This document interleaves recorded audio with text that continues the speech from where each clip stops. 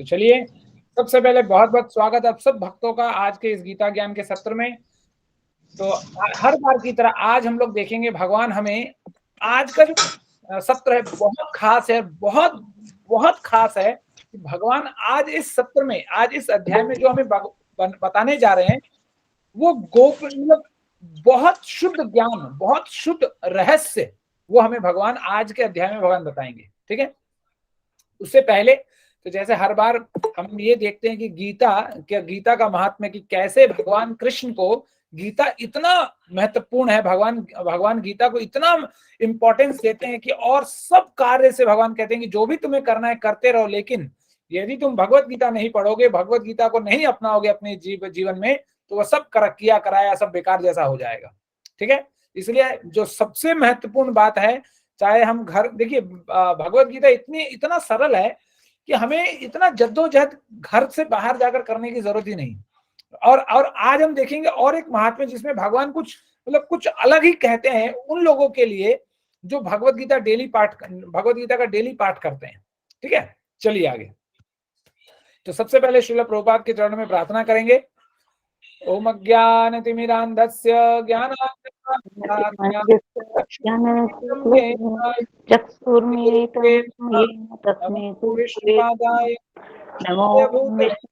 कृष्णपदाय श्रीमते नमस्ते। निर्विशेष शून्यवादी पाश्चात्य देश तारिणे, जय श्री कृष्ण चैतन्य प्रभु नित्यानंद, श्री अद्वैत गदाधर श्रीवासादि गौर भक्त वृंद, हरे कृष्णा कृष्ण कृष्ण हरे हरे, हरे राम राम राम हरे हरे।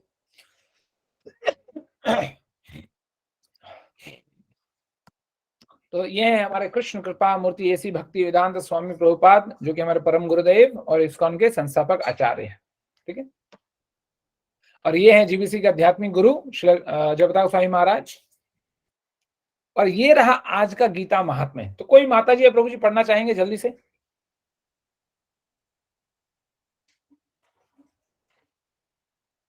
आयुष प्रभु जी पढ़िए।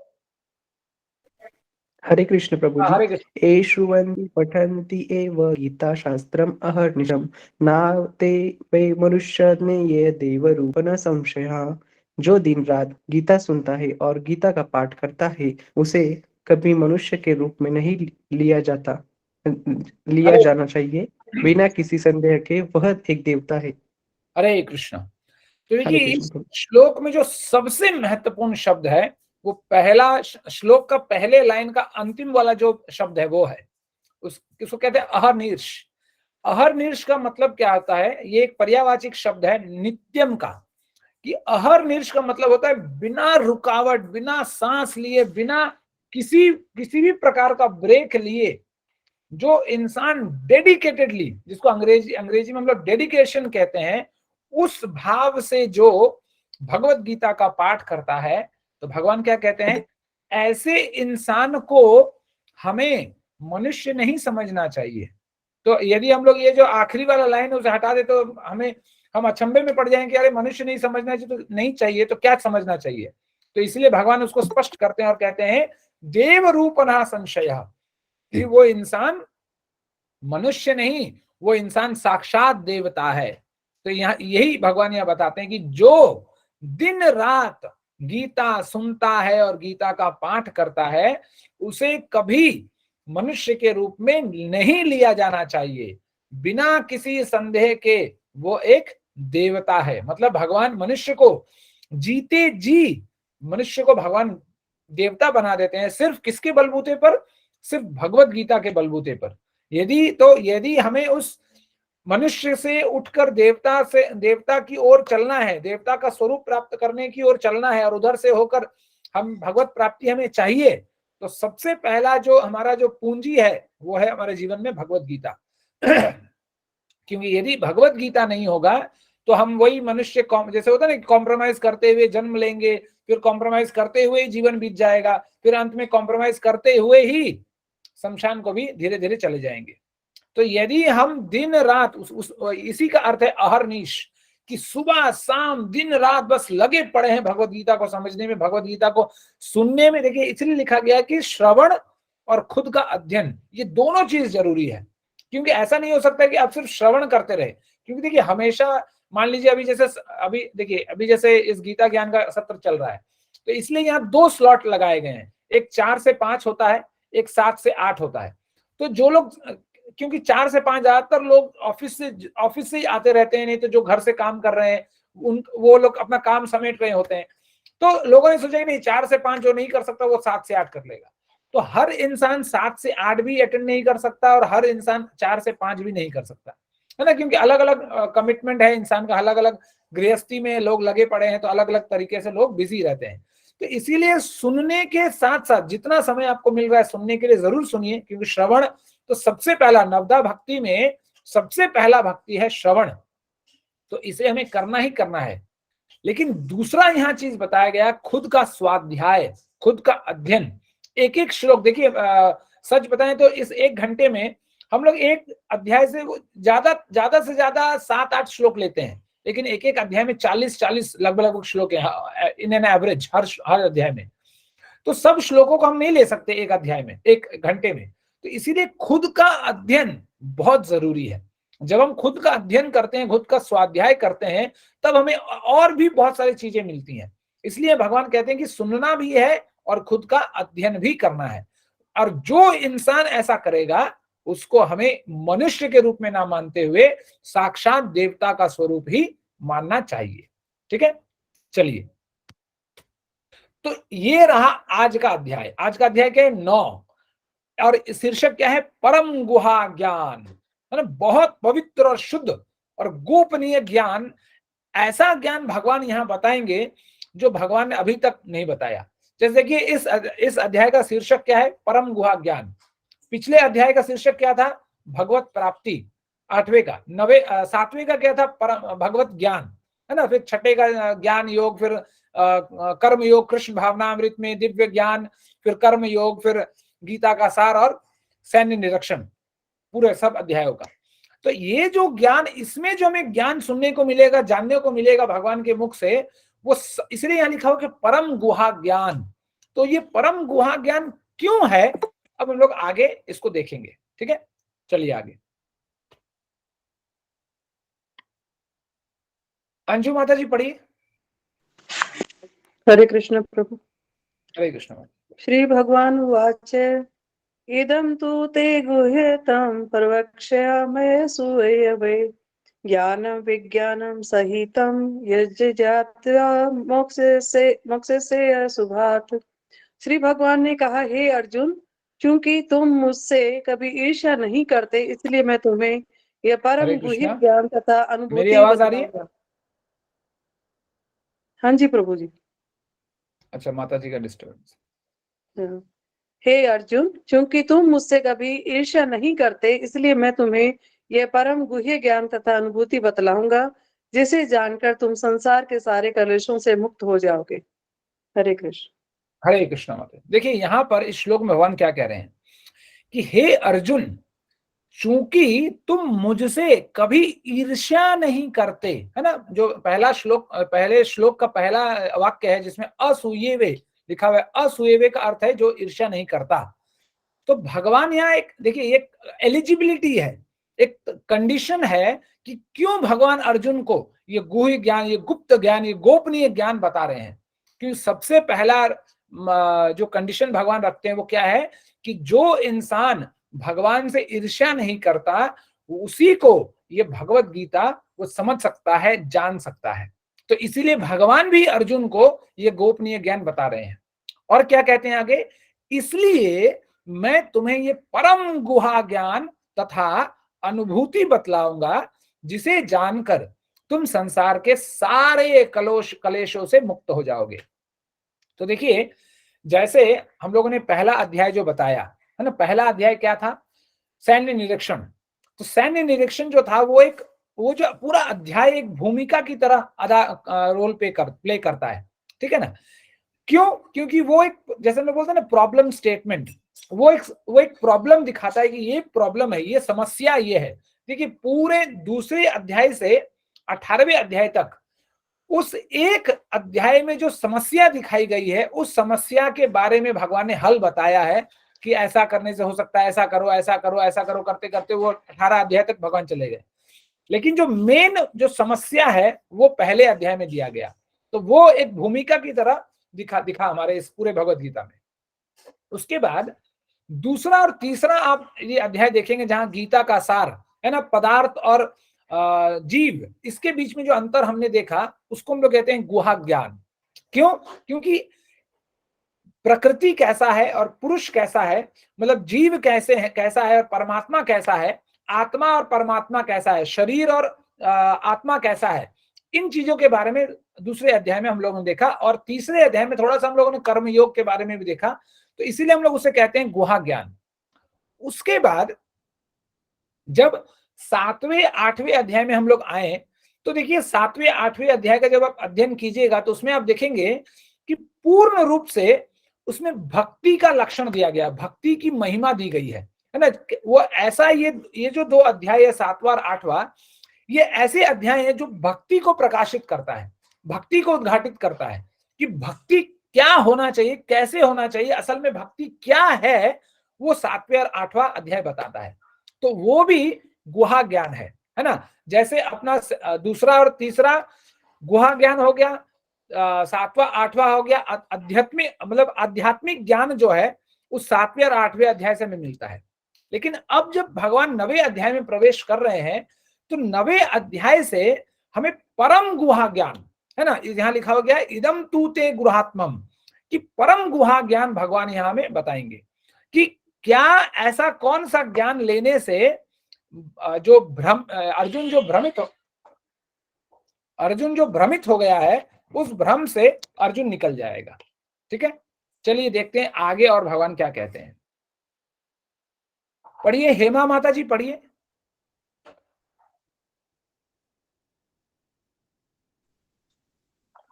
प्रभु मेरी संस्कृत इतनी साफ नहीं है, फिर भी मैं ट्राई करूंगी। बिल्कुल माता जी, कोई दिक्कत नहीं माता जी। राजविद्या राजगुह्यम पवित्रम इदम उत्तमम प्रत्यक्ष अवगमम धर्म्यम सुखम कर्तुम अव्ययम। हरे कृष्ण माता जी। अनुवाद। हरे कृष्ण। यह ज्ञान सब विद्याओं का राजा है, जो समस्त रहस्यों में सर्वाधिक गोपनीय है। यह परम शुद्ध है, और चूंकि यह आत्मा की प्रत्यक्ष अनुभूति कराने वाला है, अतः यह धर्म का सिद्धांत है। यह अविनाशी है और अत्यंत सुख पूर्वक संपन्न किया जाता है। हरे कृष्ण। हरे कृष्ण माता जी, प्रणाम। तो देखिए, जिस विद्या को, जिस गोपनीय ज्ञान को भगवान आगे कहने जा रहे हैं, उस ज्ञान का विशेषताएं बताते हैं, है ना, जैसे एडजेक्टिव्स बता रहे हैं कि इसकी फीचर्स एंड कैरेक्टरिस्टिक्स जिसको बोलते हैं, वो सब चीजें यहाँ भगवान इस ज्ञान के बारे में बता रहे हैं। क्या बोलते हैं भगवान? ये ज्ञान जो है सब विद्याओं का राजा है, इसीलिए इसको राज विद्या कहा गया। क्यों? कि सब विद्याओं का जो राजा है वो राज विद्या। और क्या कहा गया? राजगुहाम, कि जो समस्त रहस्यों में सर्वाधिक गोपनीय है, वो ऐसा ये ज्ञान जो है वो जो भगवान अभी बताने जा रहे हैं। तो इसलिए राजगुहाम की जो गोपनीय बातों का भी जो राजा, सर्वश्रेष्ठ गोपनीय बात है, वो है राजगुहाम। फिर बता गया पवित्रम, पवित्रम इदम उत्तमम, कि जो सबसे पवित्र है, पवित्रों में भी जो पवित्र है वो ये ज्ञान है। और उत्तम ज्ञान से भी जो परम उत्तम है, वो उत्तम ज्ञान ये है। तो ऐसा क्यों कहा गया? कि देखिए, ये जो एक तस्वीर दिया गया, एक चित्र किताबों का, तो देखिए जब हम लोग बचपन में हम लोग जब केजी, एलकेजी, यूकेजी में थे, तो जब बच्चा क्लास में हम लोग थे, तो जितने भी हम लोग पुस्तक पढ़कर आगे उत्तीर्ण होते गए, जब केजी से 1, 2, 3, 4, 10, 12 पीएचडी जो भी गए, उसके बाद फिर हम लोगों ने कभी मुड़कर फिर दोबारा नहीं देखा, है ना। जैसे मान लीजिए हम लोग 5वीं कक्षा में थे, फिर 5वीं कक्षा से जब उत्तीर्ण होकर 6वीं कक्षा में गए हम लोग, तो क्या हम लोग कभी 5वीं कक्षा के पुस्तकों को हमने उल्टा उसको कचड़े में डाल दिया कि नहीं अब नहीं हो सकता, अब चाहिए नहीं, हम इसको पढ़ चुके हैं, समझ चुके हैं और हम आगे बढ़ चुके हैं।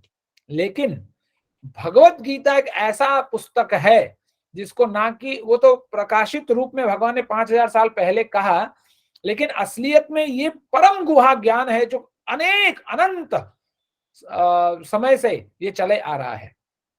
और इसीलिए आज तक वही धर्म जैसे अभी कुछ समय पहले हम लोग चर्चा कर रहे थे, वही पहला श्लोक, धृतराष्ट्र उवाच धर्म क्षेत्रे कुरुक्षेत्रे समवेतायुत्सवः मामका पांडवश्च किम कुर्वत संजय।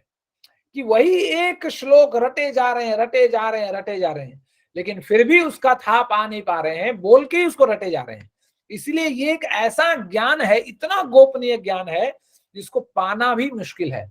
और भगवान ये बताते हैं ना, ये पहले श्लोक में भगवान ने क्या बताया है, इसको पाने का एलिजिबिलिटी क्या है, कौन बताएगा? इस गोपनीय ज्ञान को पाने का एलिजिबिलिटी क्या है? ऐसा कौन सा खास बात हमारे अंदर होना चाहिए जिससे हम ये ज्ञान हम प्राप्त कर सकते हैं? भगवान का प्रिय ईर्ष्या नहीं होनी चाहिए। क्या मीना माता जी? ईर्ष्या न करना, ईर्ष्या नहीं होनी चाहिए, भगवान का प्रिय होना चाहिए। हाँ, हमें भगवान से ईर्ष्या नहीं करना चाहिए। तो अभी भगवान आगे बताएंगे कि कैसे हम लोग ईर्ष्या करते हैं भगवान से, वो भगवान आगे बताएंगे। तो हमें इसलिए तो अर्जुन उनके प्रिय हैं, क्योंकि अर्जुन कभी ईर्ष्या नहीं करते हैं भगवान से। हाँ, अर्जुन इसलिए ईर्ष्या करना, अच्छा, भगवान भी अर्जुन के प्रिय हैं और कृष्ण भी, मतलब अर्जुन भी भगवान के प्रिय हैं और भगवान भी अर्जुन के प्रिय हैं, दोनों एक दूसरे के प्रिय हैं। इसलिए अर्जुन कभी भी भगवान से ईर्ष्या नहीं करते। क्योंकि देखिए, कभी कभी होता है जब एक ही खेल में दो खिलाड़ी रहते हैं और दोनों जबरदस्त होते हैं, तो कभी ना कभी ऐसा होता है कि अरे ये मैं हमसे एक रन ज्यादा बना लिया, एक चौका छक्का ज्यादा मार लिया। हमेशा वो जो हमारा स्पृहा का भाव होता है, वो ईर्ष्या की जो भाव होती है, वो हमेशा जग जाता है। लेकिन हर क्षेत्र में आप देखेंगे अर्जुन इतना काबिल है कि उसको गांडीवधारी कहा जाता है ना? क्यों गांडीवधारी का मतलब क्या है? कि जो दोनों हाथों से एक समय में दो अस्त्रों शस्त्रों से लड़ाई कर सके, उसको कहते हैं गांडीवधारी, और इसीलिए इसका नाम, अर्जुन का नाम ये पड़ा है। लेकिन इतना काबिल होने के बावजूद, आप यदि थोड़ा, मैंने भी ज्यादा उल्टा नहीं है महाभारत को, लेकिन थोड़ा थोड़ा ऊपर ऊपर से देखा है, आप हर जगह में देखिए महाभारत को, जहां जहां पांडव लोग मुसीबत में पड़े, फिर इतना काबिल होने के बाद भी अर्जुन अपने आप, मतलब अपने को तो छोड़िए, सब अपने भ्राताओं को, अपने माँ को भी नहीं बचा सका, वहां पर कृष्ण को आना पड़ा। लेकिन इतना होने के बावजूद अर्जुन कभी भी भगवान से ईर्ष्या नहीं करता था। तो इसी से वो डिजर्विंग बनता है कि नहीं, भगवान प्रिय, इसलिए उसको इतना प्रीति है भगवान का, कि इतना होने के बाद भी, इतना काबिल होने के बाद भी अर्जुन कभी भी भगवान से ईर्ष्या नहीं करता। तो इसीलिए यहां बता रहे हैं कि ऐसा ज्ञान भगवान अभी उसे बताएंगे जो सब, मतलब उसको इस भवसागर से, उसका मोह से, उसके भ्रम से, उसको भगवान उस ज्ञान, वो जो ज्ञान है, उस अर्जुन को उस भ्रम से निकाल देंगे। ये परम शुद्ध है, और भगवान क्या कहते हैं, ये परम शुद्ध भी है, और चूंकि यह आत्मा की प्रत्यक्ष अनुभूति कराने वाला है, अतः यह धर्म का सिद्धांत है। ठीक है, देखिए, इसीलिए इसको विद्या बोला गया। इसको हम लोग नहीं बोलते हैं पढ़ाई किया, विद्या बोला गया, क्योंकि ये एक ऐसा विद्या है जो आपको मुक्ति से भी आगे भगवत धाम ले जाने की शक्ति रखता है।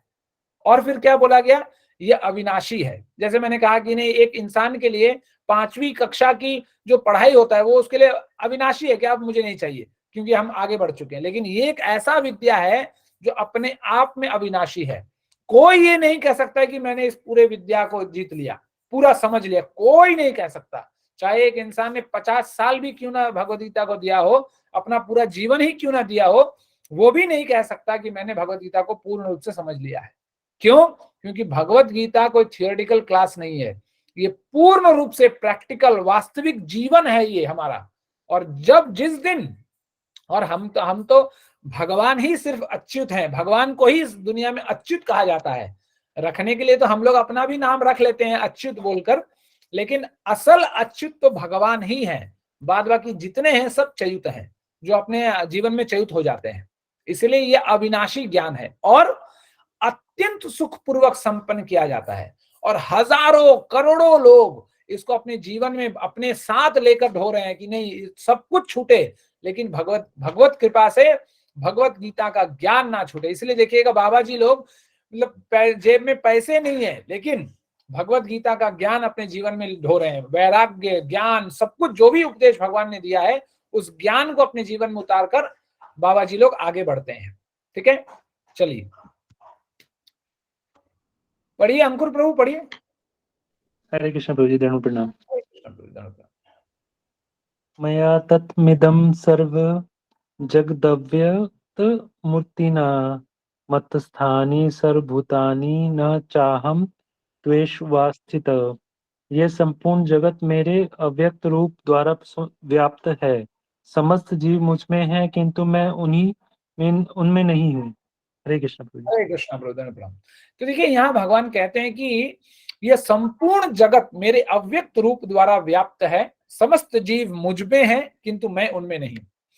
तो जैसे एक चीज हमें समझना है यहाँ पर कि हम अपने भौतिक इंद्रियों से भगवान को नहीं जान सकते। ठीक है, जैसे ये जो सूर्य, आप हर इंसान, हम लोग सूर्य को देखते हैं, जैसे सूर्य अपनी किरणों के माध्यम से, अपने प्रकाश के माध्यम से पूरे ब्रह्मांड में छाया हुआ रहता है, उसी तरह भगवान अपनी शक्ति के माध्यम से पूरे विश्व में, पूरे ब्रह्मांड में, पूरे जगत में व्याप्त रहते हैं, लेकिन खुद नहीं रहते।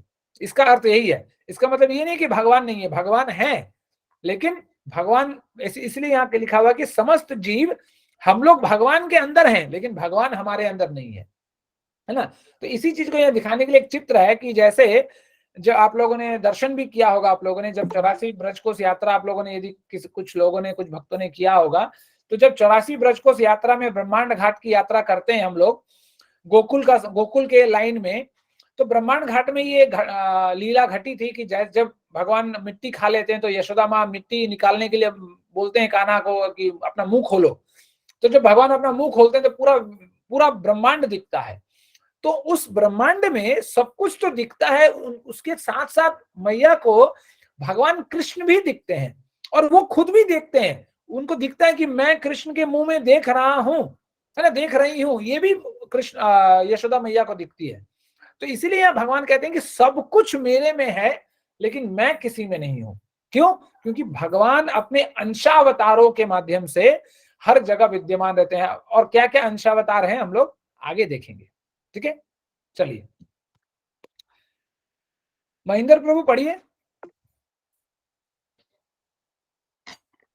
हरे कृष्णा, महेंद्र प्रभु पढ़िए। यस प्रिया माता जी पढ़िए। सर्वभूतानि कौन्तेय प्रकृति यान्ति मामिकां कल्पक्षेत्र पुनः तानि कल्पादो विसृजाम्यहम्। ये कुंती पुत्र, कल्प का अंत होने पर सारे प्राणी मेरी प्रकृति में प्रवेश करते हैं और अन्य कल्प के आरंभ होने पर मैं उन्हें अपनी शक्ति से पुनः उत्पन्न करता हूँ। हरे कृष्ण। हरे कृष्णा माता जी। तो देखिए यहाँ भगवान क्या कह रहे हैं कि हे कुंती पुत्र, कल्प का अंत होने पर सारे प्राणी मेरी प्रकृति में प्रवेश करते हैं और अन्य कल्प के आरंभ होने पर मैं उन्हें अपनी शक्ति से पुनः उत्पन्न करता हूं। तो देखिए एक शब्द को यहां समझने का हम प्रयास करेंगे जो है कल्प। कल्प कहा गया है ब्रह्मा जी की आयु को। तो ब्रह्मा जी की आयु होती है एक कल्प। तो एक कल्प कितने समय का होता है? 100, ब्रह्मा जी की आयु के हिसाब से 100 वर्ष ब्रह्मा जी के। ठीक है, और 100 वर्ष ब्रह्मा जी के हमारे कितने वर्ष होते हैं? तो समझने का प्रयास कीजिए, जब 2000 बार, ठीक है, चलिए इसको सिंप्लीफाई कर लेते हैं, जब 1000 बार सतयुग, त्रेता, द्वापर और कलयुग, जब 1000 बार चारों युग मतलब चतुर्युग, जब 1000 बार बीत जाती है, माने 1000 बार सतयुग, 1000 बार द्वापर त्रेता, 1000 बार द्वापर और 1000 बार कलयुग जब बीत जाता है, तब जाकर ब्रह्मा जी का जीवन में 12 घंटा घटता है। ठीक है, इसका मतलब है जब 2000 बार सतयुग, त्रेता, द्वापर और कलयुग बीत जाता है, तब ब्रह्मा जी का 24 घंटा मतलब एक दिन बीतता है। ठीक है, और ऐसे ब्रह्मा जी के एक दिन के हिसाब से एक महीना, एक महीने के हिसाब से 12 महीना, जो कि एक साल, ऐसे करते करते करते करते ब्रह्मा जी 100 वर्षों तक जीते हैं और उसके बाद फिर ब्रह्मांड का संहार होता है और फिर सब कुछ भगवान में मिल जाता है। ठीक है, तो ये अर्थ है कल्प का। मतलब कल्प का मतलब है कि 100 वर्ष ब्रह्मा जी के। तो यहां जैसे भगवान कहते हैं कि जैसे अन्य कल्प के आरंभ होने पर मैं उन्हें अपनी शक्ति से पुनः उत्पन्न करता हूं। तो यदि आप एक उपनिषद है जिसका नाम है छांदोग्य उपनिषद, तो वहां पर भगवान कहते हैं कि जब भगवान की इच्छा होती है कि मैं एक से अनेक हो जाऊं, एको अहम बहुश्यामः, तो उस समय भगवान अपनी शक्ति का सृजन करते हैं, शक्ति का विकास करते हैं और देखते ही देखते सब कुछ अपने आप, मतलब बस संकल्प करते हैं और कुछ नहीं करते भगवान, सिर्फ संकल्प करने मात्र से पूरे ब्रह्मांड का सृजन हो जाता है। फिर कैसे महाविष्णु आते हैं, फिर गर्भोदकशाही विष्णु आते हैं, कारणोदकशाही विष्णु आते हैं, ऐसे करते करते करते पूरे ब्रह्मांड का सृजन हो जाता है और पूरा विश्व, पूरा ब्रह्मांड अपने अपने जगह पर कार्यरत हो जाता है। तो यही यहाँ पर भगवान, देखिए इससे हमें क्या पता चलता है, वो थोड़ा आगे पता चलेगा कि क्यों हमें भगवान को हमारे जैसा नहीं समझना चाहिए। तो जो इंसान सिर्फ कल्पना मात्र से, सिर्फ कल्पना मतलब सोचा है ना, बस सोच लिया तो हो गया है ना। हम लोग सोचते हैं, कितना प्लानिंग करने के बाद भी बड़ा इमारत डिस हो जाता है, इतना प्लानिंग करने के बाद भी घर में कलह हो जाती है, इतना कुछ करते हैं, बजट प्लानिंग, ये प्लानिंग वो प्लानिंग, तब भी आए दिन कुछ ना कुछ गड़बड़ी हो जाती है। लेकिन भगवान सिर्फ सोचते हैं, प्लानिंग नहीं करते, सिर्फ संकल्प करते हैं कि हो जाए तो हो जाता है अपने आप। ठीक है, तो इससे हमें भगवान की शक्ति के बारे में पता चलता है।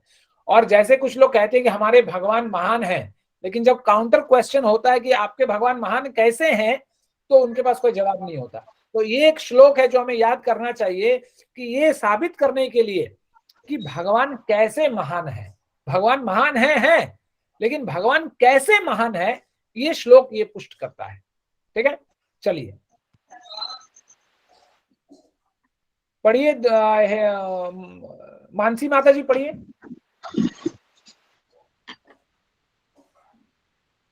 हरे कृष्ण, मानसी माता जी। प्रभु जी।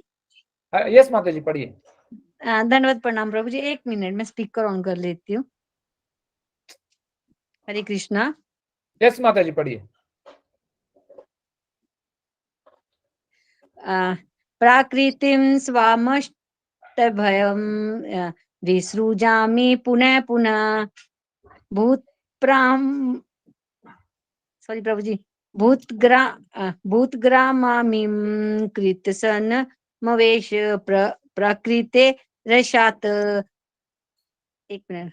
संपूर्ण विराट जगत मेरे अधीन है, यह मेरी इच्छा से बारंबार स्वतः प्रकट होता रहता है और मेरी ही इच्छा से अंत में विनष्ट भी हो जाता है। हरे कृष्णा प्रभु जी। सॉरी प्रभु जी, कोऑर्डिनेट नहीं कर पाई। कोई दिक्कत नहीं माता जी, नो इश्यूज। ठीक है, हरे कृष्णा माता जी।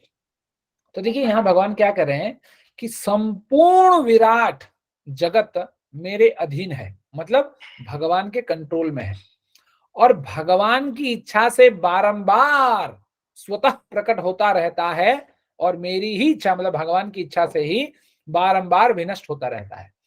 तो देखिए भगवान की 2 प्रकार की शक्तियां होती हैं, एक है अपराशक्ति और दूसरा है पराशक्ति। तो अपराशक्ति से भगवान ये भौतिक जगत का सृजन करते हैं और पराशक्ति से भगवान आध्यात्मिक जगत का सृजन करते हैं। ठीक है, तो जब भी ये भौतिक सृष्टि की बात आती है तो वहां पर भगवान की अपराशक्ति है, वही कार्य करती है। और जैसे ये भगवान कहते हैं कि जब भगवान इच्छा करते हैं तो बारंबार ये सृष्टि, ये ब्रह्मांड उत्पन्न होता है और बारंबार विनष्ट हो जाता है। तो जब उत्पन्न होता है तो क्या होता है, कैसे प्रारंभ होता है वो बताया गया है कि कैसे कारनार विष्णु, जिसको महाविष्णु भी कहा जाता है, कि कैसे वो कारनार समुद्र में शयन करते हैं और उनके रोम रोम से, मतलब जैसे शरीर का एक एक रोम होता है हमारे शरीर में, ना जाने हमारे शरीर में कितने मुझे नहीं पता, लेकिन अनंत रोम है हमारे, मतलब एक एक छिद्र जो हमारे शरीर में है, उन एक एक छिद्रों से, भगवान के शरीर के एक एक छिद्रों से अनंत करोड़ ब्रह्मांडों का सृजन होता है, उत्पत्ति होती है। तो फिर जाकर उस एक एक ब्रह्मांड में गर्भोदकशाही विष्णु प्रवेश करते हैं। जब गर्भोदकशाही विष्णु प्रवेश करते हैं, फिर ब्रह्मा जी का सृजन होता है, ब्रह्मा जी फिर उस ब्रह्मांड में सृजन करते हैं, और फिर जाकर जो क्षीरोदकशाही विष्णु स्वरूप है, भगवान के अंशावतार हैं, वो जाकर भगवान मतलब पूरे ब्रह्मांड के एक एक कण में, मतलब एक एक अणु में, एक एक molecule, neutrons, protons, electrons, nucleus, atom, पूरे में सब कुछ एक एक अण में, एक एक कण में जब प्रवेश करते हैं, तब जाकर वो कार्यरत होता है। और क्षीरोदकशाही विष्णु ही जो भगवान की शक्ति है, वही हमारे अंदर परमात्मा स्वरूप में रहते हैं, जिनको हम लोग आत्मा कहते हैं। यदि वो ना रहे तो गया है ना। जैसे हम लोगों ने सुना है कि छांदोग्य उपनिषद कहती है कि हमारे अंदर दो चिड़िया हैं, दो स्वरूप हैं, एक आत्मा एक परमात्मा। आत्मा क्या करता है, शरीर को लेकर अपने कर्मों के अधीन होकर अपने कर्म फल को चखता है, लेकिन परमात्मा क्या है, सिर्फ देखता है, एज अ विटनेस, एक गवाह बनकर वो बस देखता है कि अच्छा तुम ये कर रहे हो, कुछ नहीं कहता, चाहे आप गंदा सोचें, अच्छा सोचें, बुरा करें, भला करें, जो भी करें, बस वो देखता है, बस देखता है और देखता है, बस वो उसका काम है देखना, और दूसरा कुछ काम नहीं है। तो वो गवाह बनता है अंत में कि इसने क्या क्या किया है ना। और उसका कभी करंट खराब नहीं होता, कभी इंटरनेट नहीं जाता, कुछ भी हार्ड डिस्क कभी क्रैश नहीं होता, कुछ नहीं होता, पूरा 100% परफेक्ट हाई रेजोल्यूशन वाला रिकॉर्डिंग वो करते हैं, जिससे हम कभी नहीं बच सकते। तो इस तरह पूरे ब्रह्मांड का सृजन होता है, जो भगवान की इच्छा से उत्पत्ति होती है जिसकी, और फिर विलय भी भगवान की इच्छा से हो जाता है। ठीक है। और देखिए यहाँ पर यह भी बताया गया है कि कैसे, देखिए यहाँ पर बहुत इंपॉर्टेंट चीज एक बताया गया है कि ये जो पूरा विराट जगत जो है वो भगवान के अधीन है। लेकिन कुछ दार्शनिक लोग ये सोचते हैं कि ये जो नेचर है, बस नेचर है, अपने आप वो चल रहा है। लेकिन भगवान कहते हैं कि पूरा प्रकृति जो है वो मेरे अंडर में। आप आगे देखेंगे तो भगवान कहते हैं मयाध्यक्षेन प्रकृति सूयते सचराचरम, कि ये जो पूरी प्रकृति है मेरी अध्यक्षता में, मेरे डायरेक्शन में ये काम करती है ना। लेकिन जो दार्शनिक लोग हैं वो बोलते नहीं नहीं नहीं नहीं, ये तो कोई सुपर शक्ति है जिसके इन्फ्लुएंस में, जिसके कंट्रोल में ये पूरा प्रकृति है। प्रकृति मतलब सेल्फ कंट्रोल्ड है, वो उसका कोई दूसरा कोई रिमोट लेकर नहीं बैठा है। लेकिन यहाँ भगवान कहते हैं कि मेरी अध्यक्षता में, भगवान की अध्यक्षता में, भगवान के डायरेक्शन में सब कुछ, जो भी कोरियोग्राफी होती है पूरे ब्रह्मांड में, वो भगवान के डायरेक्शन में होती है। यदि भगवान डायरेक्टर बनकर ना बैठे तो कोई कोरियोग्राफी नहीं होगी पूरे ब्रह्मांड में। इसलिए हमें ये समझना चाहिए कि जो अंतिम, जो अल्टीमेट कंट्रोलर है इस ब्रह्मांड का, वो भगवान स्वयं है और दूसरा कोई नहीं। ठीक है, चलिए। तो यहाँ वही मैं बता रहा था कि जैसे कैसे कारनाम विष्णु, महाविष्णु के शरीरों से अनंत करोड़ ब्रह्मांडों का सृजन होता है, और फिर उसमें गर्भोदकशाही विष्णु प्रवेश करते हैं, फिर क्षीरोदकशाही विष्णु हर कण कण में उत्पन्न होते हैं। तो ये पूरा एक ब्रह्मांड का एक बड़ा संक्षिप्त में वर्णन किया गया कि बहुत बहुत बड़ा है इसका संक्षिप्त।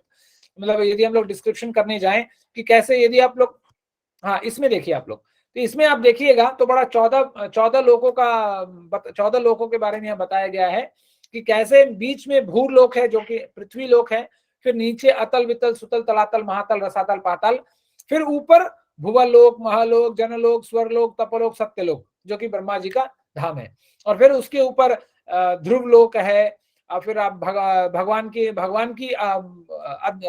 कृष्ण लोक है, आध्यात्मिक जगत है, बहुत कुछ है इसके, साकेत लोक है, बहुत कुछ है उसके ऊपर। तो ये, लेकिन हम लोग क्या सोचते हैं कि स्वर्ग लोग हम पहुंच जाएंगे, मेरा काम बन जाएगा। लेकिन देखिए 14 भुवनों में आप देखेंगे तो भुवर लोक के बाद ही स्वर्ग लोक आ जाता है, और स्वर्ग लोक के ऊपर भी है महर लोक, जनलोक, तपलोक। जो बड़े बड़े तपस्वी, जो बड़े बड़े ब्रह्मचारी होते हैं, वो लोग जनलोक और महलोक में जाते हैं। तो जैसे देखिए जनलोक में कौन रहता है, जो ब्रह्मा जी के सप्त ऋषि पुत्रों में 7 ऋषि हैं, विश्वामित्र, अंगिरा, पुलसत्य नहीं है, वशिष्ठ, ऐसे करके 7 लोग हैं जो भगवान के ब्रह्मा जी के सप्त पुत्र हैं, वो लोग यहाँ रहते हैं।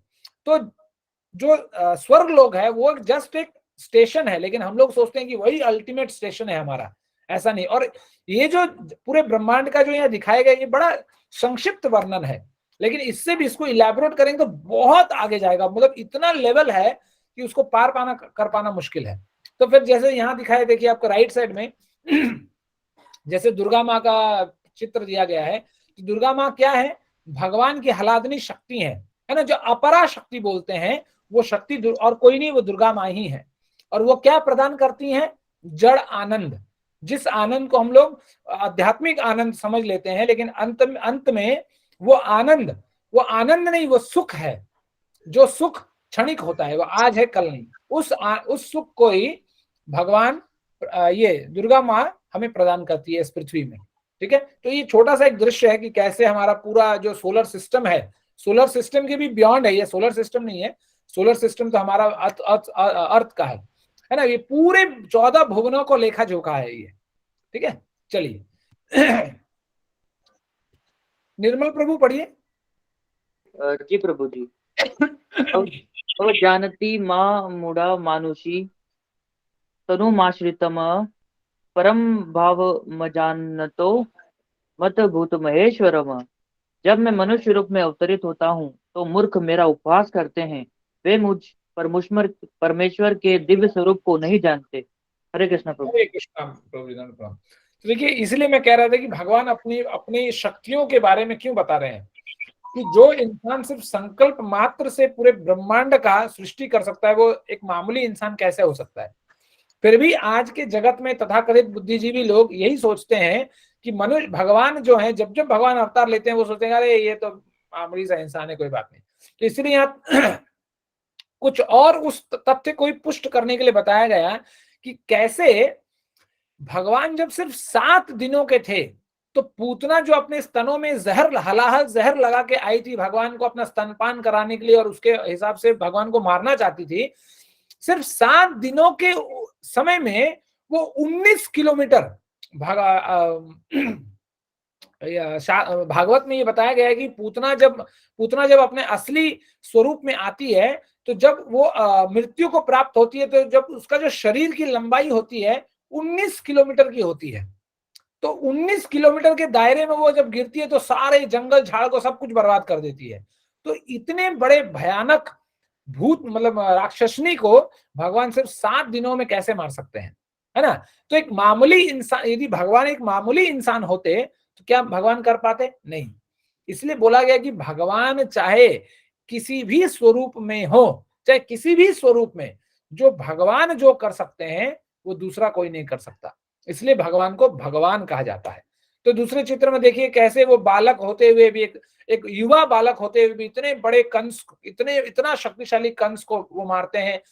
फिर भगवान शिशुपाल को मारते हैं पूरे राज दरबार में। तो इन चीजों से हमें पता चलता है कि भगवान सिर्फ एक मामूली इंसान नहीं है, वो स्वयं अपने आप में भगवान है। क्यों?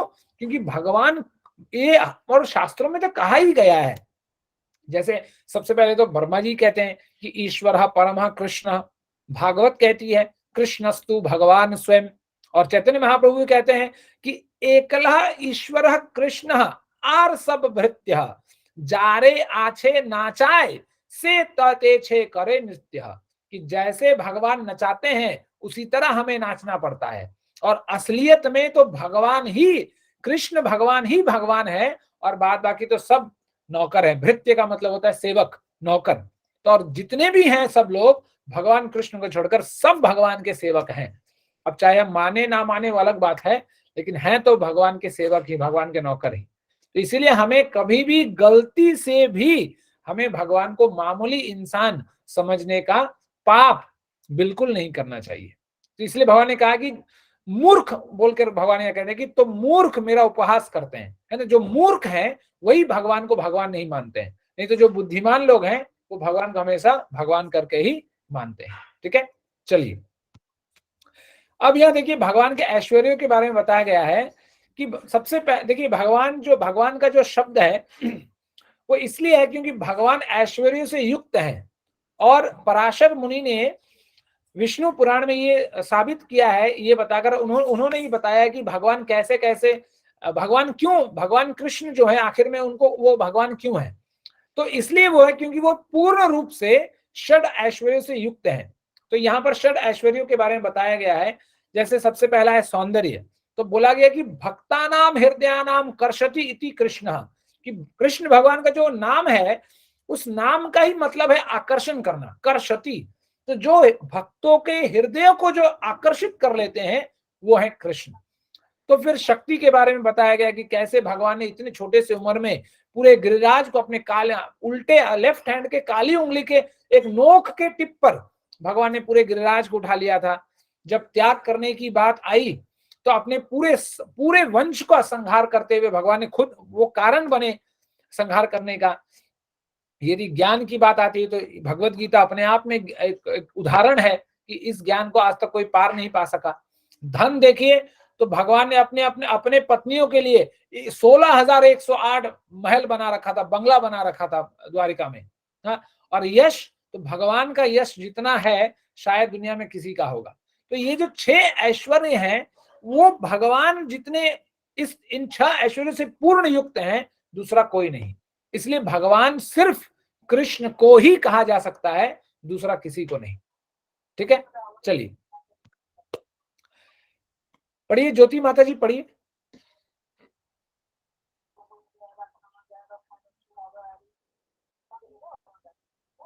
हरे कृष्णा। संगीता माता जी पढ़िए। संतोष प्रभु। शकुंतला माता जी पढ़िए। हरे कृष्ण प्रभु जी। हरे कृष्ण। महात्मा न स्तु मां पार्थ देवी प्रगति माश्रिताः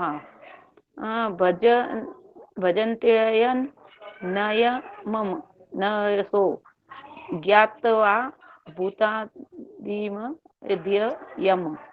हे पार्थ, मोह मुक्त महात्माजन देवी प्रगति के शरण में रहते हैं, वे पूर्णतः भक्ति में निगम रहते हैं, क्योंकि वे मुझे आदि तथा अन्य अविनाशी भगवान के रूप में जानते हैं। हरे कृष्ण प्रभु। हरे कृष्णा माता जी प्रणाम। तो देखिए यहाँ भगवान क्या बता रहे हैं, अपने भक्तों के बारे में बता रहे हैं कि भक्तों की रक्षा भगवान कैसे करते हैं, वो बात बता रहे हैं यहाँ भगवान। तो भगवान कहते हैं कि हे पार्थ, मोह मुक्त, जो मोह में नहीं है, मोह से मुक्त है, ऐसे महात्मा जन जो कि भगवान के भक्त हैं, दैवी प्रकृति के संरक्षण में रहते हैं। मतलब भगवान की शक्ति में, भगवान की योग माया के शक्ति में फुल प्रोटेक्शन में वो भक्त रहते हैं। वे पूर्णता भक्ति में निमग्न रहते हैं। और वो प्रोटेक्शन में क्यों रहते हैं? क्योंकि वे पूर्ण रूप से भक्ति में निमग्न रहते हैं। क्योंकि, और बता रहे हैं, और एक एक्स्ट्रा फीचर बता रहे हैं, क्या कि क्योंकि वे मुझे आदि तथा अविनाशी भगवान के रूप में जानते हैं। क्योंकि जो भक्त होता है वो भगवान को हर समय भगवान के स्वरूप में ही देखते हैं, और उन्हें उनके अंदर कभी भी ये क्षण मात्र के लिए भी ये ख्याल नहीं आता कि अरे अच्छा भगवान ऐसे कर दिया, अच्छा भगवान ने खराब कर दिया। क्योंकि हमेशा मतलब हमारी आशा यही रहती है कि देखिए हम भगवान को मानेंगे, लेकिन शर्त यही है कि हमारे साथ कोई बुरा ना हो। यदि थोड़ा सा भी बुरा हो गया तो हमारे भगवान बेकार। हम लोग गीता पढ़ना छोड़ देते हैं, अगरबत्ती जलाना छोड़ देते हैं, दिया दिखाना छोड़ देते हैं। थोड़ा सा पैर में फुंसी हो गया, क्या मैं तो भगवान का इतना पूजा करता हूं फिर भी फुंसी हो गया मुझे, देखिए क्या भगवान मेरी रक्षा करेंगे। तो ऐसे जो लोग हैं इनकी रक्षा भगवान, इनकी भगवान की जो योग माया शक्ति है इन ऐसे लोगों का रक्षा नहीं करती। ये तो सिर्फ भगवान की माया में ही रहते हैं सुबह शाम। इसीलिए भगवान यह विस्तार से बता रहे हैं कि ऐसे लोगों का भगवान संरक्षण करते हैं जो पूर्ण रूप से भक्ति में निमग्न रहते हैं और भगवान को ही आदि अंत अविनाशी मानकर अविनाशी के रूप में जानते हैं। और जिस दिन हमारा ऐसा सत्र हो जाएगा, ऐसा स्तर पर हम चले जाएंगे, तो हम देखेंगे कि हमारी रक्षा भी भगवान स्वयं आकर करते हैं। लेकिन वो हम ऐसे बन नहीं पाते, इसलिए भगवान हमें दिखते नहीं, भगवान हमारी रक्षा नहीं करते। फिर हम लोग कहते हैं अरे भगवान कहाँ है, भगवान तो दिखते ही नहीं। लेकिन जो असली भक्त हैं उन्हें भगवान ठीक दिख जाते हैं। जैसे होता है ना कि हम जहां भी जाएं, एक नशेड़ी, एक गंजेड़ी जहां भी जाता है, उसकी मुलाकात ठीक एक नशेड़ी गंजेड़ी पियक्कड़ से हो जाती है। उसी तरह भक्त जो होता है वो जहां भी जाए उसका मुलाकात भगवान से हो ही जाता है। तो इसलिए हमें क्या बनना है, भक्त बनना है या नशेड़ी गंजेड़ी या भौतिकतावादी बनना है, ये हम पर निर्भर करता है। ठीक है, चलिए अब कौन पढ़ेगा इसे? शिवानी माता जी पढ़िए। सोनिया माता जी पढ़िए। जी, अन्याय तो मायतना। सर मुझे हिंदी नहीं आती, संस्कृत नहीं आती है। कोई बात नहीं माता जी, आप प्रयास कीजिए, उसके बाद तो हिंदी है ही उसके पीछे। ठीक है प्रभु जी। अन्य शिव चैतन्यमाय जना प्रुपासते तिशा नित्या भूयुक्ताना योग क्षमा वहम यम। किंतु जो लोग अन्य भाव से मेरा दिव्य स्वरूप का ध्यान करते हुए निरंतर मेरी पूजा करते हैं, उनकी जो आवश्यकताएं होती हैं उन्हें मैं पूरा करता हूँ, और जो कुछ उनके पास है उसकी रक्षा करता हूँ। हरे कृष्णा माता। आपको तो पढ़ना आता ही है। हाँ जी। अरे आप तो पढ़ना ही आता है, ये 2-4 बार पढ़ लेंगे तो आपका सब कुछ परफेक्ट हो जाएगा। ठीक है, ठीक है। तो यहाँ पर भगवान क्या बता रहे हैं कि किंतु जो लोग अनन्य भाव से मेरे दिव्य स्वरूप का ध्यान करते हुए, इसी बात को भगवान ने कल भी कहा था, अनन्य चेता सततम यो माम स्मृति नित्यशः। उसी चीज को दोबारा दोहरा रहे हैं कि जो अनन्य भाव से मेरे दिव्य स्वरूप का, है ना, इसलिए यहाँ श्लोक दिया गया है दिव्य स्वरूप। भगवान का स्वरूप कोई मामूली भौतिकतावादी वाला नहीं है। वो नहीं कि स्टेज में चढ़कर एशियन पेंट्स मुंह में लगाकर नाटक किया और जब स्टेज से नीचे उतरा तो सब नहा धो के सब खत्म। भगवान का स्वरूप अपने आप में दिव्य है, और क्या ध्यान करते हुए निरंतर मेरी पूजा करते हैं। तो यहाँ पर इसलिए प्रहलाद महाराज का उदाहरण दिया गया है कि प्रहलाद महाराज ने कभी अगरबत्ती नहीं दिखाया, कभी धूप नहीं दिखाया, कुछ नहीं दिखाया, लेकिन वो धूप दिखाने वालों जब जितना समय बिताते हैं उससे 1000 गुना ज्यादा समय भगवान को स्मरण करते हुए अनन्य भाव से प्रहलाद महाराज भगवान को पुकारते थे। और ये जो एक दृढ़, जैसे बोलते हैं ना कि जब एक भक्त जब जिद हो जाता है, जैसे मैंने आपको अभी कुछ दिन पहले एक कथा सुनाई थी एक बाबा जी का, कि जब भक्त जिद करके बैठ जाता है तो अंतोतगत्वा भगवान को भी, भगवान होते हुए भी भगवान को झुकना पड़ता है। तो इसी तरह जब प्रहलाद महाराज ने भी कहा कि हर जगह भगवान है, तो जब हिरण्यकशिपु ने कहा कि क्या इस खंबे में भी है भगवान, तो उन्होंने कहा हाँ। तो इस हाँ को पुष्ट करने के लिए, नहीं तो भगवान को क्या जरूरत था, उस खंबे के अंदर भगवान थोड़ी थे, लेकिन इस बात को, भक्त के बात को सच करने के लिए, भक्त के बात को पुष्ट करने के लिए भगवान को खंबे में भी जाना पड़ा और नरसिंह का रूप लेकर अवतार लेना पड़ा। बोलिए नरसिंह भगवान की जय। तो भक्त क्या नहीं कर सकता, लेकिन हम लोग भक्त बनना नहीं चाहते। क्यों?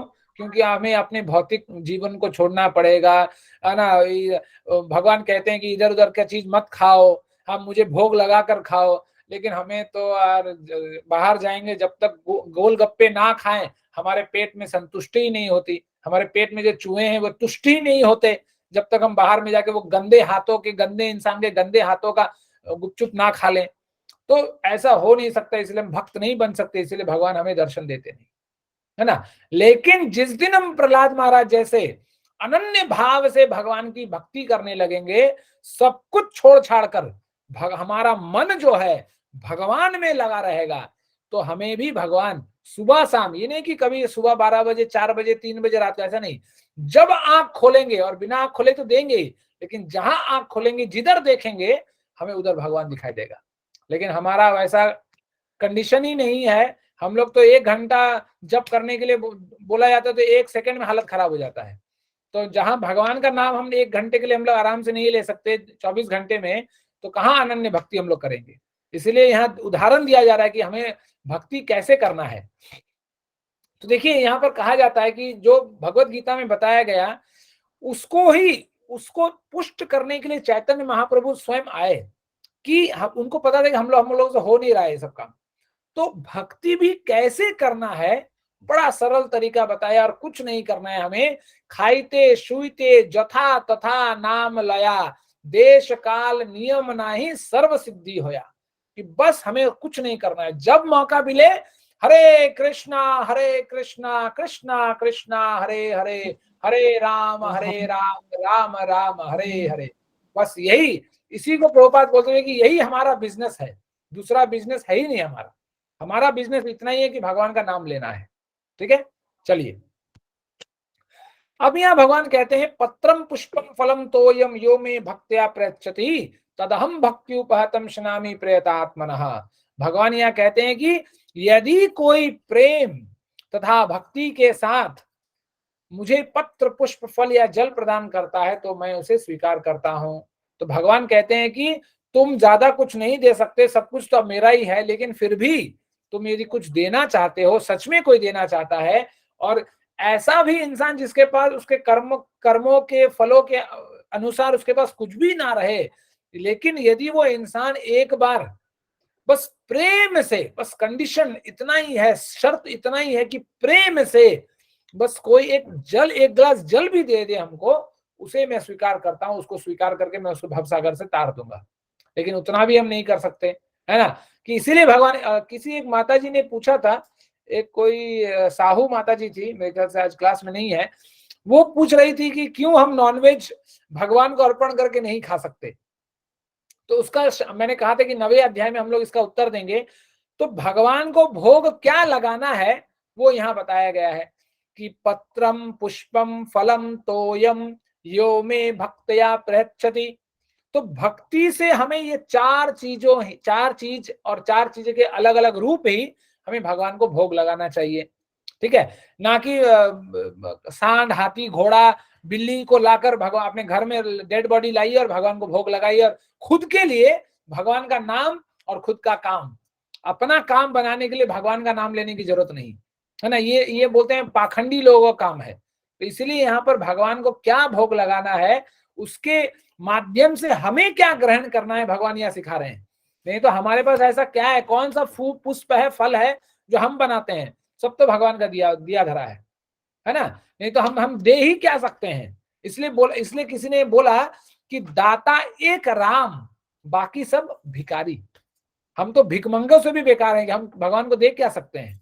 लेकिन भगवान ने इतना सरल बोला कि ठीक है, जो भी दो, यदि कुछ देना है तो पानी ही दे दो, यदि कुछ नहीं मिले तो भी हम तुम्हारा हिसाब किताब कर लेंगे, लेकिन हम वो भी देने को तैयार नहीं। क्यों?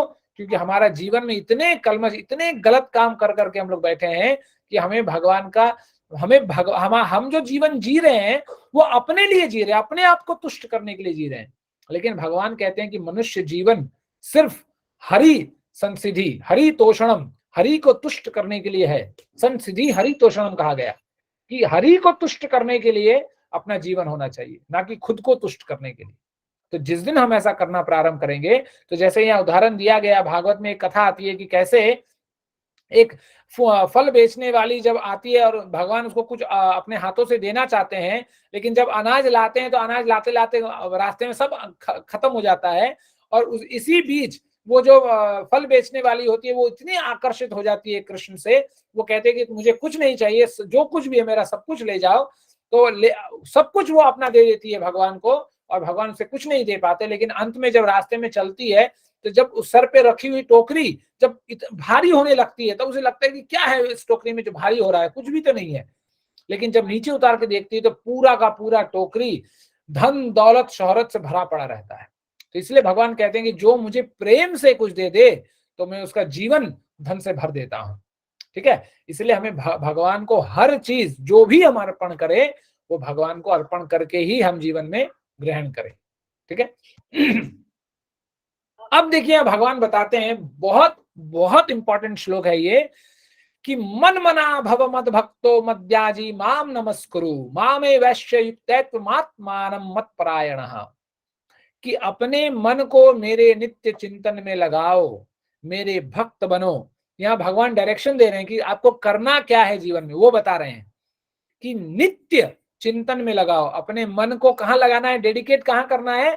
इसलिए यहाँ जप करने के लिए बोला गया कि एक जगह बैठिए, हाथ में माला लीजिए, भगवान का तस्वीर यदि रख सके, कोई फोटो फ्रेम रख सके सामने, तो शांति से बैठकर एक स्थान पर भगवान को देखते हुए एक आसन पर बैठकर भगवान का चिंतन ध्यान कीजिए।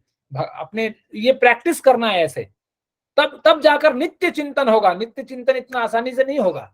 फिर भगवान क्या कहते हैं, ऐसा करते करते क्या करना है, हमें भगवान का भक्त बनना है। फिर भगवान को नमस्कार करना। आपको जानकर आश्चर्य होगा कि एक षड गोस्वामी, मतलब गोस्वामी हैं जो वृंदावन में गोस्वामी थे, उन गोस्वामी में 6 लोग थे। तो 6 गोस्वामियों में एक ऐसे गोस्वामी थे जिनका नाम था रघुनाथ दास गोस्वामी। वो गोवर्धन में, जब वो गोवर्धन में निवास किया करते थे, वो एक दिन में 1000 बार, जरा सोचिए, एक दिन में 1000 बार भगवान को दंडवत किया करते थे। ठीक है, ये तो रहा सोने पे सुहागा। और सुनिए कि 1000 बार भगवान को प्रणाम किया करते थे और दंडवत लगाकर, ठीक है, प्रणाम ये हाथ जोड़कर नहीं, दंडवत लगाया करते थे। और 2000 बार वैष्णवों को, जब वैष्णवों को देखते थे तो दंडवत करते थे। तो सोचिए, रामदेव बाबा का उन्हें सूर्य नमस्कार का वो जो आसन है, कोई जरूरत नहीं, उन्हें कोई सूर्य नमस्कार करने की जरूरत नहीं कि आगे पीछे ऊपर नीचे दाएं बाएं कुछ करने की जरूरत, सब सूर्य नमस्कार वो कर लेते थे। मतलब एक दिन में वो इंसान 3000 बार दंडवत किया करता था। और हमें अपना आंकलन करना है, मुझे जानना भी नहीं है और आपको बताना भी नहीं है। हमें अपने आप को आईने में खड़े होकर हमें अपने आप को बताना है कि हम अपने घर में जो मंदिर हमने बना रखा है, हम कितने बार दंडवत करते हैं, कितने बार भगवान के सामने सम्मुख होकर खड़े होकर कुछ प्रार्थना करते हैं। हाँ, वो बीवी टीवी मांगने वाला प्रार्थना नहीं, मतलब सच में भगवान की स्तुति करते हैं कितने बार। ये आईने के सामने में खड़े होकर हमें करना है, खुद के लिए, दूसरे को बताने की जरूरत नहीं। तो इसलिए भगवान क्या करें, मुझे नमस्कार करो, फिर कहते हैं मेरी पूजा करो, है ना, पूजा अर्चना करना चाहिए हमें जीवन में। इस प्रकार मुझ में पूर्णतया तल्लीन होने पर तुम निश्चित रूप से मुझको प्राप्त होगे। तो देखिए, ये जो है ये एसेंस है, मतलब ये सार है भगवत गीता का। कि जैसे हम लोग, बहुत लोग आपको गाड़ी में सफर करते हुए जीवन में मिल जाएंगे कि आपसे पूछा जाएगा कि आपने, अच्छा आप भगवत गीता पढ़ते हैं, आप क्या सीखा, आपका निष्कर्ष क्या है, आपका कंक्लूजन क्या है। तो ये कंक्लूजन स्टेटमेंट है भगवान का कि हमें भक्ति करना है। क्यों करना है, हमें भगवत गीता पढ़ना है, शास्त्र पढ़ना है, भगवान को जानना है। क्यों जानना है, इस सवाल का उत्तर यहाँ भगवान दे रहे हैं कि भगवान का हमें भक्त बनना है। और बनकर क्या होगा कि जब हम पूर्ण रूप से भगवान में तल्लीन हो जाएंगे, तब जाकर कहीं हम भगवान को अपने आप स्वतः प्राप्त हो सकेंगे। ठीक है, तो ये तो था कि कैसे हम भगवत गीता को समझ सकते हैं। जब हम ऐसा करने लगे सुबह शाम, तब जाकर हम कहीं भगवत गीता को समझ पाएंगे, अथवा कभी भी भगवत गीता को हम समझ नहीं पाएंगे। ठीक है, तो ये तो था आज का सत्र। थोड़ा सा रिकैप कर लेते हैं कि कैसे भगवान ज्ञान प्राप्त करने की योग्यता बताते हैं। ज्ञान प्राप्त करने की भौतिक योग्यता क्या है, कभी भी हमें ईर्ष्या नहीं करना चाहिए। भौतिक अस्तित्व से राहत होकर, मतलब भौतिक अस्तित्व से रहित होकर, कि हमें भौतिक नहीं, हम भगवान के अंश हैं, ये समझकर हमें ज्ञान प्राप्त करना चाहिए, आध्यात्मिक ज्ञान। दूसरा कि कैसे राज विद्या, प्रत्यक्ष धारणा, आनंद पूर्ण और चिर स्थायी कि भगवत गीता जो है कैसे ये विद्याओं का राजा है, इस चीज के बारे में हमने सुना। फिर जैसे भगवान जो मूर्ख इंसान होते हैं, वो भगवान का उपहास कैसे करते हैं, कैसे भगवान को वो मामूली सा मानव मानते हैं। ठीक है, उसके बाद भगवान ने बताया कि जो नित्य रूप से अनन्य भक्ति करता है, उसका ही योगक्षेम वह हम भगवान करते हैं। फिर भगवान कहते हैं जो भी करो, पत्रम पुष्पम फलम तोयम यो मे भक्त्या प्रयच्छते तदहम भक्ति उपहतम अश्नामि प्रयतात्मनः। जो भी करना है करो, लेकिन प्रेम से करो। फिर अंत में भगवान क्या करते हैं, क्या करें, हमें करना क्या है, इस सवाल का जवाब देकर इस सत्र से अलविदा कहते हैं। और कहते हैं हम मेरा चिंतन करो, भक्त बनो, नमस्कार करो और पूजा करो। ठीक है, तो ये 4 चीज हमें भगवान अनन्य भाव से करने का आदेश देकर आज गुड नाइट बोल रहे हैं। और फिर अंत में चिंतन करने का सबसे आसान तरीका पवित्र नामों का जप, ये भागवतम में कहा गया है चौथे स्कंद में। तो इस चीज का यहाँ एक कंक्लूजन है कि हमें भगवान को कैसे स्मरण करना है। तो भगवान का अनन्य भाव से नाम जप करके, जितना नाम जप आप कर सके उस रूप में हमें भगवान का नाम जप करना चाहिए। तो ये सर्टिफिकेट आपको मिलेगा। आप यदि देखिए यहाँ भी एलिजिबिलिटी क्राइटेरिया लिखा कि यदि आप मिनिमम 12 क्लास अटेंड करें और 12 क्विज भरेंगे, तो ये जो क्लास अभी चल रहा है इसके सर्टिफिकेट, मतलब सॉरी सर्टिफिकेट नहीं, इसका अटेंडेंस अपने आप रिकॉर्ड हो रहा है बैकएंड में। तो जिन लोगों के नाम 12 बार आएंगे मिनिमम, और जो लोग क्विज अटेंड करेंगे 12, उनको ही सर्टिफिकेट दिया जाएगा। ठीक है, और ये एड्रेस, और आज के लिए धन्यवाद। और इसका यदि किसी का कोई प्रश्न उत्तर है तो जल्दी से लेंगे।